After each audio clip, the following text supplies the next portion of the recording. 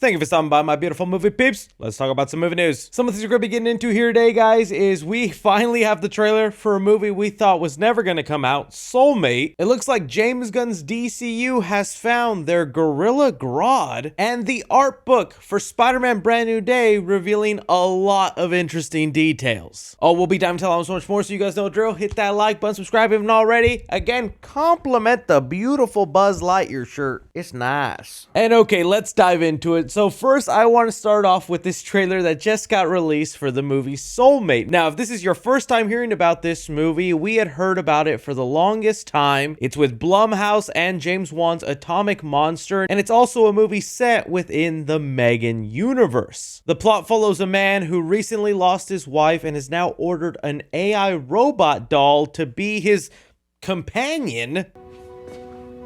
Say that again? That is another AI robot doll movie. Really good one, though. But of course, things go wrong, and the AI robot starts becoming increasingly obsessed with... That kind of sounds like the plot to Obsession. And we have Soulmate here. Now, okay, again, I was saying there's been a lot of interesting talk with this movie because, one, it was interesting that it was set within the Megan universe, but two was more the fact that the movie mysteriously got removed from Blumhouse's release calendar. It was actually supposed to be released in January of this year, but it looks like they didn't go through with it. Some are saying because the movie was bad and they just didn't think it was worth releasing. Other people are saying it's because at this point, Blumhouse had bought the movie Obsession from the film festival markets, and given the similarities into the plot and how Obsession was definitely a better movie, they thought, okay, let's just not release this and let Obsession come out first. They even tried shopping this movie around to other studios and no one wanted to buy it. So now we get a trailer showcasing the movie with the glorious tagline, "Watch it at home." Oh, if there is ever a time to say, it is now. And look, watching the trailer, this is something I would definitely put on if it was just available for free on Netflix. Like, it has that kind of cheesy, basic horror movie plot I would be into. But it really has just gotten to the point that this specific plot has just been done so many times. Even Megan Fox just had a movie very similar to this. And I just don't see anything that exciting also from the trailers and bits. Cool that it's in the Megan universe, but they've already kind of tarnished that with the second Megan movie, having some people lose interest in it. And yeah, I also think the reason they finally decided to release it instead of just like never releasing this is because of its similarities with Obsession. It feels like, hey, if people want to watch a movie about a girl who's crazy about a guy and is willing to kill anybody for it, we got one with a robot. I'll give it a watch when it comes out at home, but okay, movie's finally coming out. How are you feeling about Soulmate? But on the opposite side of that, a trailer that basically blew my mind is the new trailer we got for Dune Part 3. And I mean it, when watching this trailer, all I could think is... So, actually, I was lucky enough to attend the IMAX fan event where they showed us the trailer, live streamed it across a bunch of different cities, and had a Q&A with Denis Villeneuve and Timothée Chalamet. And yeah, getting to watch this trailer in IMAX, this movie looks so epic. I am really also loving the details that they let us know in that Q&A where they're saying this is going to feel a little different from Dune Part 1 and 2. Timothée Chalamet specifically said you can think of Dune 1 and 2 as siblings, while this one is almost a different beast. And I feel like you can feel that. The trailer is just coming off so cinematic, and it's exactly the kind of film I think we need to remind us how exciting, epic, and big movies can feel. Another cool thing that happened during the event that didn't get released online is if you're someone who bought tickets to the Odyssey, a 70mm IMAX showing, you're actually going to see the opening sequence for Dune Part 3. And they showed us that sequence while I was there, and it is an awesome sequence. It's like if you took the war opening scene from Saving Private Ryan, the war scene from Terminator, when in the future fighting robots, and they had a baby with Star Wars. That's what it was. It was honestly a pretty awesome sequence. sequence, and it only makes me more excited for the film as a whole. So I definitely recommend, if you're able to, because those tickets are like liquid gold, it's pretty hard to find, I'd recommend seeking out a 70mm showing of the Odyssey to watch that opening. So yeah, love the trailer, super excited for this. What did you guys think of the trailer for Dune Part 3? Moving on here, talking about some DC Studios. While there has been some behind the scenes drama, we are still going to be chuckling along with James Gunn's universe, and I'm still curious to see some of those things play out. And one of the things that has me curious and going, wonder what that's going to be like, is this rumored Jimmy Olsen series that is going to feature Gorilla Grodd as a villain. Again, James Gunn, why are these the projects we're choosing? But all right, I kind of do want to see Gorilla Grodd, especially if it leads us into a new Flash movie, which I think we desperately need to cleanse ourselves mainly from the drama of the last Flash movie, although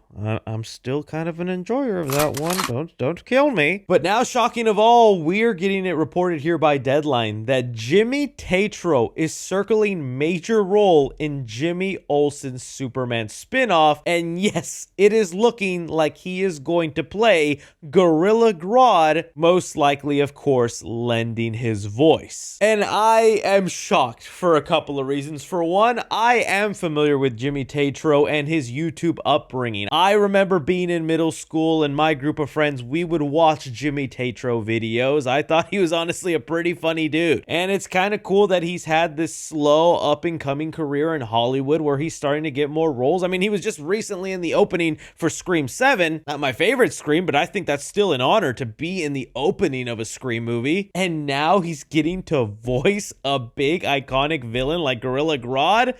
Hey, happy for him. I don't know how I like this choice, though. If you know anything about Jimmy Tatro, he has a very specific speech. I don't want to say he has a speech impediment because I don't know if that's what he has, but he definitely has a lisp, or it's kind of a slur when he talks. We were at a U of A. Yeah, we were in the same pledge class. Christian was actually the president of the pledge class. It for sure gives him a distinct voice that you don't hear in other people, but doesn't really give me Gorilla Grodd. You know, if I'm thinking of a Gorilla Grodd, I was thinking someone like a Ron Perlman. Heck, a Josh Brolin, but I know he's done Thanos. But those are the kind of voices. A big gorilla deserves a deep, powerful voice, and no offense to Jimmy, his voice doesn't exactly scream that. But okay, maybe that's just the route they're going with Gorilla Grodd. He's supposed to be this hyper-intelligent telepathic ape, so maybe they want to go with more of a nerdy and not as threatening voice? Okay, we'll see how it plays out. James Gunn has made some choices so far in his DCU, and this looks to be like another big one. I'm mixed, but I'm waiting to hear it out in action, and for all we know, Jimmy might deepen, or they do a lot of modulation with his voice in post. But okay, you guys see Jimmy Tatro is up to be the voice of Gorilla Grodd. You like it, you don't like it. Another big trailer that just dropped, and I'm recording this on my phone, so sorry if the audio sounds odd and the space not what you're used to, but it is for Godzilla Minus Zero. Now, I don't understand why they keep doing these 30-second, 20-second trailers. Maybe they just really want to hype us up, tease us about what's going to be happening in the movie, and probably is the best way, right? You want to get all the surprises done, but they had a new trailer drop, only 30 seconds long, and it is just snippets of footage, but I am still locked into this. Fans right now still going extremely crazy, trying to figure out who the villain is. Most people think it's just going to be Ghidorah. I could see that happening, although Ghidorah feels, you know, maybe like a third kind of movie, but in the Godzilla universe, you never know. It's just, again, so funny to me. They dropped a 30-second trailer with really not all that much new. Some are thinking come San Diego Comic-Con time, they might drop a longer trailer, but I guess if this is the extent of the marketing and maybe they're just really wanting to hide the villain or who Godzilla's facing in this, because fans already think there's some clever marketing going on with them trying to set up this trailer, making it look like they're dropping that bomb on Godzilla when it's maybe the foe he's fighting for this movie. I don't know, but I'm just glad we got something of this. I'm really excited for this movie, and I just hope it turns out as good as the first. What did you guys think of the 30-second trailer for Godzilla Minus Zero? Moving on to some Spider-Man brand new day. I love every side flick we have Spider-Man news to discuss. Now let's talk about this one That is kind of sad, though. First up here, we're getting reports directly from J.K. Simmons, our J. Jonah Jameson, for both the Sam Raimi universe and the Tom Holland universe, where he was asked about what it was like doing the next Spider-Man movie, and he was like, I'm not doing it. He said exactly, not in it, dude. I don't know who on the internet decided that that was fact, but I ain't in it. And honestly, I don't see a reason for him to keep that a secret, or for the studio themselves to be like, hey, your role in here is kind of secretive. Don't let anybody know you're in the film. So if you get asked, just say you're not in it. Like, this isn't an Andrew Garfield situation. He's been in these movies twice now, at the end of Far From Home and a big chunk of No Way Home. I don't see what would be the big secret to like have him as a surprise character in Brand New Day. So I actually tend to believe he's not in the movie, but man, it does kind of suck, and it would have been a great opportunity to have him in there and flesh that side out a little bit more. I mean, this is a 4-year gap from the last movie. I'm sure his news empire has grown. Would love to see that. He's definitely got to be responsible for some more of the hate that New Yorkers have for Spider-Man. Not to mention the big obvious one with Scorpion now being a prominent character in this. In the comics, J. Jonah Jameson is kind of directly responsible for Scorpion's origin, at least Matt Gargan, because he provides him the money to give him his Scorpion suit, thinking he can be a hero, which obviously backfires and is more of a villain. And yeah, although as a Spider-Man fan, I'm familiar with that origin and I would have liked to have seen it, I'm fine with the MCU mixing it up. Wouldn't be the first time, especially in the Spider-Man universe. But it just felt like there were so many easy opportunities for J. Jonah Jameson's character to be included in this movie. To not have him at all, or just missing a bit of the Daily Bugle, it's kind of suck. I'm sure maybe the Daily Bugle will still be in it, whether in website form, or maybe it's gotten to the point he just has hired like young people to spew off the news, like short form content, and he's just kind of dictating it. I could see that happening. Maybe that's where like this universe's Betty Brant and that co-host from Homecoming, the kids who would do the news for the high school, maybe they're working for the Daily Bugle as interns, and they're actually going to be the ones spewing all the news. Who knows? But man, kind of sucks JJ's not in it. How do you guys feel about, the lack of JJ in the film? And do you think maybe he still is in it? Aside from that, though, we did get a pretty big leak of the art book for Spider-Man Brand New Day. Now, if you guys aren't familiar, art books are released with a lot of movies. They kind of just show you a lot of the concept art and alternate designs for Spider-Man costumes, villains, gadgets, set pieces. Usually, though, these art books are released after the movie's release because they contain a lot of spoilers, or they just highlight stuff from the movie that should be common knowledge once you've watched it. However, it looks like a fan was able to get it early, and here I'm going to be showing you a video of them just flipping through the pages. And man, just a lot of these shots definitely stick out to me. I mean, right off the gate, the very first photo we get of Spider-Man just standing there looks, again, something pulled out of an Alex Ross painting. We do get a look at the design for Ramrod that we recently saw in a TV spot. Of course, some looks of Spider-Man versus the Hulk. Now, funny enough, the art book does basically confirm Gray Hulk